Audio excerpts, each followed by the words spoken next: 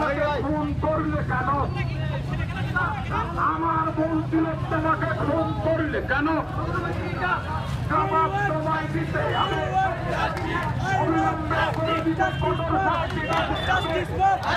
তোমার আমার একটাই শট, জাস্টিস ফর আর্টিকেল। তোমার আমার একটাই shot, justice for article. We want justice, you want justice, I want justice, justice for we want justice, justice for article.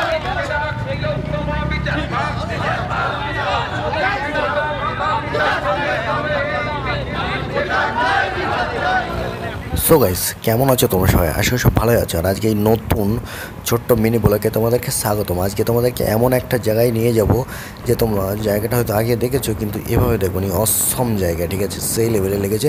আর ওই জায়গাটা নিয়ে অনেক গুজব লঠিয়ায় রেখেছে, কিংবা অনেক ইতিহাসও আছে জড়িয়ে ওর সাথে। আর প্রথম ইন্ট্রো দেখে বুঝতে পেরেছেন যে আমরা কোথায় যেতে যাচ্ছিলাম। যে মিছিলও ছিল একটা, ওখানে মিছিলের উদ্দেশ্যে গিয়েছিলাম।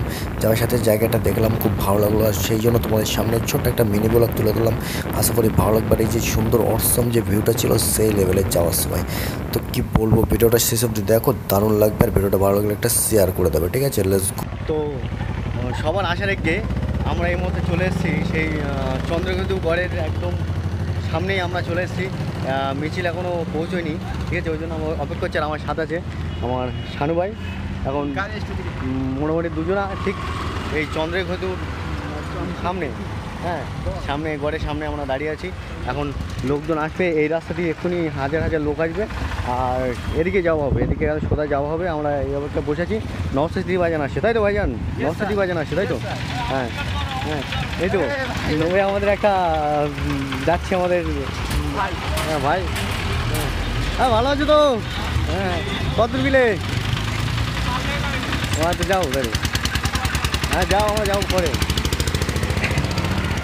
তো আমাদের অনেক ফ্যান পরিবার আছে চারিদিকে, তাই ওনাদের সাথে দেখা হয়ে গেল। তো আজকে লাখো লাখো মানুষ এখানে জমাতে হবে, ঠিক আছে? একদম পিঁপড়ের মতন সৈন্য আসবে। আমরা সেই অপেক্ষায় আমরা এখানে দাঁড়িয়ে আছি। এই মুহূর্তে চলে আসবে, ঠিক আছে? তো মিছিল শুরু হবে, তখন আবার তোমাদের সাথে দেখা হচ্ছে। আমার এখানে শানু ভাই আর আমি। এই যে সামনে দেখতে হচ্ছে গড়, যে চন্দ্রকেতু গড় বিখ্যাত যে গড়টা ছিল, সেই গড়টাই আমার সামনে আছে। তো এখন এই মুহূর্তে আমরা ওয়েট করছি, ঠিক আছে? তো দেখতে পাচ্ছ গড়টা দেখে দিই তোমাদের একটু। সো গাইস, আজ 1200 বছর পরে আমি এসছি সেই চন্দ্রকেতু গড়ের উপরে, ঠিক আছে? এখানে আগে বড় বড় প্রাসাদ, বিল্ডিং, ঠিক আছে, রাজা মহারাজারা স্থান ছিল। আমি আর আমার এই শানু ভাই এই মুহূর্তে আমি সেই 1200 বছর পরে আমরা দুজন এখানে ঘুরতে এসি। হ্যাঁ, কত বছর? 1200 কোটি বছর আগে, প্রাচীনতম ওল্ড মডেল, ঠিক আছে? আর এই জায়গাটাই মানে বলতে গেলে খুব ভয়ঙ্কর। হ্যাঁ, এখন এই জায়গায় যে কিছু ধ্বংস স্তূপ এখনও আছে। আর এখানকার ইঁটগুলো দেখো, কত কত সরু সরু একটা ইঁট, এখানকার ইঁট আছে, ঠিক আছে? এখনও কিছু ধ্বংস আছে। আর দেখার মতো না সেরকম কিছু নেই আপাতত। এটা পুরো ফাঁকা আছে, ঘাস হয়ে আছে। তো 1200 কোটি বছর পরে এখানে এসছে। আর শানু ভাই ওদেরকে বোলাগিং করছে, ঠিক আছে? আমরা এসছি অনেকক্ষণ পরে, ঠিক আছে? তো এখানে কি বলবো, এখানে আমাদের আমার শানুবার একটু হেঁচু পেয়েছে। তো আমি এখন যাচ্ছি শানু ভাইকে হেঁচু করাতে। শানু ভাই, ও শানু ভাই, তোমার ঘরে এসে হেঁচু লেগে গেছে। তো যে এই যে ইঁটগুলো দেখো, কত কত একটু একটু একটু একটু ইঁট দেখো। এই যে ইঁটগুলো দেখতে পাচ্ছ, কত সরু সরু সরু সরু ইঁট। এই যে গড়ের আগে, সত্যি বলতে আগে এই যে প্যাটার্নগুলো 1200 কোটি বছর আগে যে এই প্যাটার্নগুলো যে কোন আর কি মিস্ত্রি তৈরি করতো সেটাই জানা নেই, ঠিক আছে? আর এটা যে কী দিয়ে যে গাঁথনি করেছে সেটাই বুঝতে পারছি না, ঠিক আছে? তো যাই হোক, মোটামুটি এখনও হালকা কিছু আর কি স্তূপ আছে এখানে। হয়তো আর 20-30 বছর পরে এরাও যদি না থাকতে পারে, এটাও ভেঙে চুরে ধুয়ে মিটে সব মাটির সাথে মিশে যেতে পারে। তো এখন এই সাইডে একটা মাটির ঢিবে আছে। আর আগের দিনকে তোমাদের নিয়ে গেছিলাম বেড়াচাপার ওই মাথায়, সেই ধ্বংসস্তূপ ছিল যে পাহাড়, ঠিক আছে? সেখানে শুধু বাগান আর বাগান আছে, এখন আপাতত কিছু নেই, ঠিক আছে? তো বেশ এই জায়গায় এসে খুব ভালো লাগছে, ঠিক আছে? তো জায়গাটা বড় ছোটো হয়ে গেছে, মোটামুটি সব চারিদিকে ঘরবাড়ি হয়ে গেছে, পুরো এরিয়াটায় পুরো ঘরবাড়ি হয়ে গেছে। তো পুরো বড্ড ছোটো হয়ে গেছে, ঠিক আছে? তো এখানে একটা জিনিস খুব ভালো লাগলো এখানে এসে, যে ইঁটগুলো বড্ড ছোটো ছোটো ইঁট, ঠিক আছে? দেখো এই যে ইঁটগুলো দেখো, ইটগুলো কত ছোট ছোট, এখানে ইট দেখতে পাচ্ছ কত ছোট ছোট ইট। হ্যাঁ, তো এত ছোট ছোট ইট জানি না কোথায় মানে কোন ভাটায় তৈরি হতো সেটা বুঝতে পারছি না। তো যাই হোক, এখন এই অবধি থাক, আর নওশাদ ভাইজান আসছে তোমাদেরকে দেখানো হবে, ঠিক আছে। আর ওই এসে আমাদের শানু ভাই বড় যে সেলিব্রিটি, ঠিক আছে, উনি এসছে আমি ওনার সাথে এসছি আজকে। উনি এখানে এসে ভিডিও করছে, ঠিক আছে। হ্যাঁ, কন্টেন্ট ক্রিয়েটার, এটা একটা কন্টেন্ট ক্রিয়েটার, একদম ভাইরাল কন্টেন্ট ক্রিয়েটার, ঠিক আছে। এনার 12 কোটি সাবস্ক্রাইবার আছে, 12 কোটি, ঠিক আছে। হ্যাঁ, তো দেখা যাক। এই যে জায়গাটা অনেক রহস্যজনক জায়গা। আমরা অনেক দিন পরে, ঠিক আছে, আসবো করে আসতে পারি না, ঠিক আছে। অনেক দিন পরে আমরা এই জায়গায় যে সুযোগ পেয়েছি বলে আজকে এসেছি। আপনারা জানেন যে বেড়াছাপার যে গড়ের মাঠ বলা হয় যেটাকে বাংলা ভাষায়, আমরা এসেছিলাম। আর এই যে পুরনো যে এখনও ইটির দেয়ালগুলো আছে এখানে, আগে রাজা মহারাজারা এখানে বসবাস করতো, ঠিক আছে।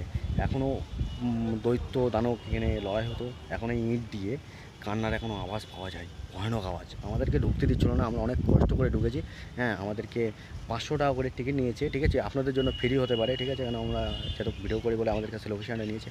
আর মেন উদ্দেশ্য হচ্ছে গেলে আমরা আসলাম, তোমাদের এই দৃশ্যটা তুলে ধরলাম। আর ছোট্ট এই ফানি ব্লগটা কেমন লাগলো সেটাও কমেন্ট করে জানাবে।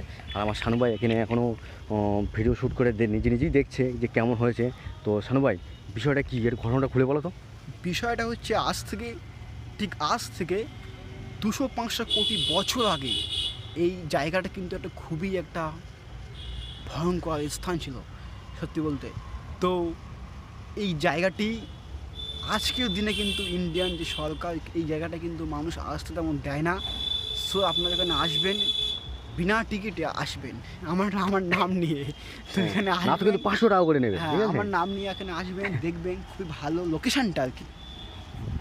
তো এই সেই জায়গাটা, ঠিক আছে। চলো এখন রওনা দিচ্ছি। আর এই ছোট্ট ফানি ব্লগটা কেমন লাগলো অবশ্যই কমেন্ট করে জানাবে। আজকের মতন এই যে চন্দ্রকেতু গড়টার অনেক বড় একটা ইতিহাস আছে, যে ইতিহাসটা তোমাদের সাথে বলে আমি শেষ করতে পারবো না, তাই বেশি ইতিহাসের দিকে গেলাম না। কিন্তু এই জায়গাটা একটা ছোট্ট একটা কথা ভালোই গা গ্রামে চলে ভালো, যে এই প্রাসাদটাই নাকি দবড়ি হয়েছিল।